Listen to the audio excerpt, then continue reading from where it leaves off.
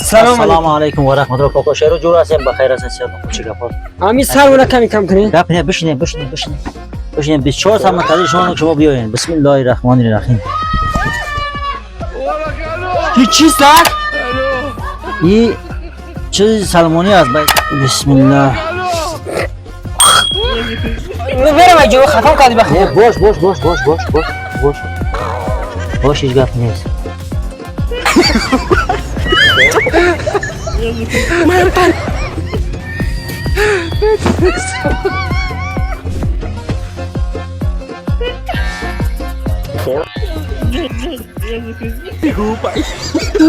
خورده کنی. باش داده باشه خوشی. تو دیوانه هستی؟ تو چی بنوسی؟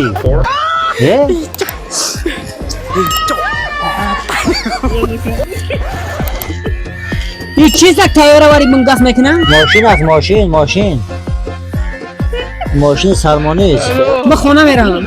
باش تو خونه کجا میره بخی؟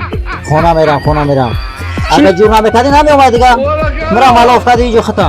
چه کار میکنی کاکا شیرو؟ چه کار ما دکو برای گرفتار نکنی؟ باش 5 دقیقه دیگه. یه بچه قیچی دستون سر چی میکنه؟ چی سر درست میکنه؟ سر قیچی که نباشه با کار پیش نمیره. من میرم خونه میرم. یا دقیقه تو باش دیگه باش مرا سوانی کسی حکم تو میزنم. درزا نکن. باش که امروز جواب میفهمم مثلا طرف سامون دست چوکی نمیشه.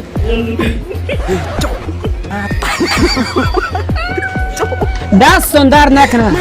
ممنونم سلامت باشید. دست در نکنه ترام که نوم دیودار سر ترام جوی کردیم. بسیار خوب شد. پایستون چه قشه؟ پایستم 50 روپا میشه. خبری هم قلیفه مرا بیارین.